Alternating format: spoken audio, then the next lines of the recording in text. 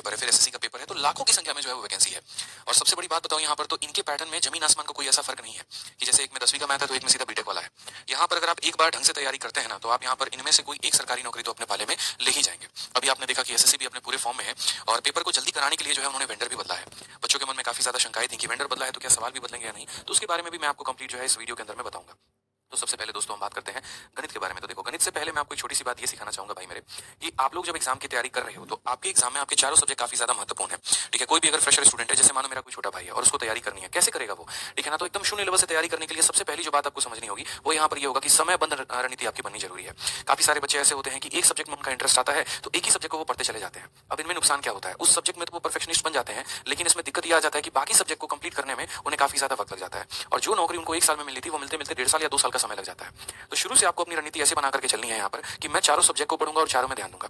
मेरे भाई देखो, यहाँ पर 1 घंटे हो गए, आपने जो है जीएस में दे दिया, आपने 1.5 से 2 घंटे रीजनिंग में दे दिया, 1.5 से 2 घंटे आपने इंग्लिश में दे दिया, 2 से 3 घंटे आपने मैथ्स में दे दिया। तो समय जो है आपको हर एक सब्जेक्ट को डिवाइड करना ही पड़ेगा। ये आपकी मजबूरी कह लीजिए या आपकी जो है एक तरीके से नीड ऑफ द आवर कह लीजिए, ये तो जरूरी है ही है। ठीक है, दूसरी सबसे बड़ी कमजोरी जो मैं बच्चों की देखता हूँ यहाँ पर ये है कि वो पढ़ाई तो पूरे हफ्ते करते हैं, लेकिन जब बात रिवीजन करने की आती है सैटरडे और संडे वाले दिन, तो उस दिन वो हॉलीडे वाला डे बना लेते हैं। ठीक है, उस दिन जो है यहाँ पर आपको घूमना है, उस दिन यहाँ पर थोड़ा आपको रिलैक्स करना है, ये आपकी सबसे बड़ी गलती है। ठीक है, जो वक्त था मेरे भाई यहाँ पर अपने आप को सही तरीके से सभी चीजों को समेटने का, उस वक्त को आपने गंवा दिया। फिर मंडे आता है, अब मंडे रिवाइज तो करोगे नहीं, फिर नया पढ़ोगे, तो नया पढ़ने के चक्कर में क्या नुकसान कर बैठते हो, फिर से वही जो पढ़ा था उसको नहीं रिवाइज किया, तो एक तरफ तुम पढ़ रहे हो और दूसरी तरफ तुम भूलते चले जा रहे हो। ये सबसे बड़ी गलती आज के बच्चों में मैं देखता हूँ। मुझे लगता है यहाँ पर कि जिस एग्जाम की आप तैयारी कर रहे हैं, ऐसे 5 सरकारी नौकरी मैं निकाल चुका हूँ, तो मैं कभी भी एक नौकरी के बिहाफ पे तो बोलता नहीं हूँ। हर पेपर में मेरे 50-50-50 रहे तैयारी करते वक्त में, और आज हमारे चैंपियंस के 50-50-50 आते हैं।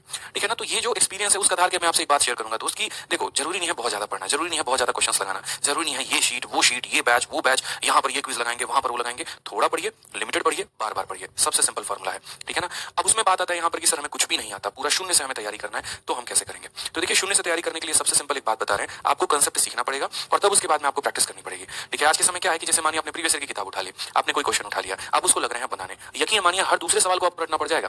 आपने पहला क्वेश्चन नहीं बना, सॉल्यूशन देखा, रटा मेरे भाई, फिर उसके बाद चलो ठीक है बढ़िया, दूसरा बन गया, तीसरा नहीं बना, फिर सॉल्यूशन देके रटा। तो ऐसे कब तक रटते रहोगे?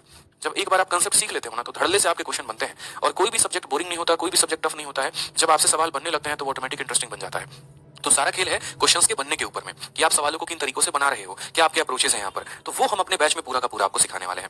देखिए, मेरा सब्जेक्ट जो है वो गणित है, ऐसा नहीं है मैं आपको सारे सब्जेक्ट भी पढ़ा सकता हूँ, सारे सब्जेक्ट सिखा सकता हूँ, लेकिन फिर वही बात है मेरे भाई, वक्त कहाँ है उतना, हर तरीके हर बच्चे को देखना है यहाँ पर। ठीक है, तो मैथ्स हमने जो है आपके लिए पकड़ा है और मैथ्स जो है हम आपको सिखा रहे हैं, तो इस मैथ्स में हम आपको कहाँ से जीरो से हीरो बना पाएंगे वो आप लोग बेहतर तरीके से जानते हैं। कोई भी बच्चा जो यूट्यूब पर भी मुझसे पढ़ता है, एप्लीकेशन में भी पढ़ता है, सबसे अच्छी बात बच्चों की यहाँ पर ये लगती है कि अगर एक बच्चा पढ़ने आता है ना, तो अगले बैच में वो 10 बच्चों को खुद ही बोल देता है कि कहीं मत भटको, कहीं मत जाओ, आरजी विक्रमजीत एप्लीकेशन है, आदित्य रंजन सर का बैच है, वहीं से पढ़ाई करो, बस इतना काफी है। और ये रिव्यू, ये फीडबैक मेरे लिए सबसे बड़ा जो एडवर्टीजमेंट है, मेरे लिए सबसे बड़ा प्रमोशन कह लीजिए, मेरे लिए सबसे बड़ा भाईचारा कह लीजिए, यही है। आज के समय कोई बच्चा जब यहाँ पर मिठाई लेकर आता है सिलेक्शन के बाद में, तो एक बात हमेशा दिखाता है लाके फोन में, सर ये देखो मेरे लाइब्रेरी के बच्चे हैं, ये सर एक बार वीडियो कॉल बात कर लीजिए, सारे आपके बैच से पढ़ते हैं, सर ये हमारे जो है दोस्त यार रिश्तेदार के सारे हैं सर, हमारे सारे के सारे आपके पैसे पढ़ते हैं। क्यों बोलते हैं वो ऐसा? उस बात को बोलने के उनको यहाँ पर कुछ मिलता है क्या? वो तो उनकी खुशी होती है जो आके एक्सप्रेस करते हैं। वो इसीलिए बोलते हैं क्योंकि जब उन्होंने पढ़ा, वो टॉपर बने, वो सिलेक्टेड हुए और उन्हें पता है अच्छे तरीके से कि जीरो से हीरो किस इंसान ने बनाया। ठीक है, कैसे मेहनत हुई यहाँ पर उनके ऊपर में और कैसे वो सफल हुए। उन्हें भी मैथ्स में डर लगता था, उनके भी मैथ्स में कम नंबर आते थे, उनके भी पूरे नंबर जो है खत्म होते थे, वो भी परेशान थे, लेकिन हमारे साथ जुड़े, हमने जितनी मेहनत की हमसे कई गुना ज्यादा उन बच्चों ने मेहनत की और उनका सिलेक्शन मेरे भाई तय हुआ। क्योंकि बैच के अंदर में सिर्फ हम आपको मैथ्स नहीं पढ़ाते हैं, हम आपको समय समय पर गाइडेंस भी देते रहते हैं, समय समय पर हम आपको ये भी बताते रहते हैं कब क्या करना है और कब क्या नहीं करना है। तो ये जो 5 सूत्र है ना मैथ्स के,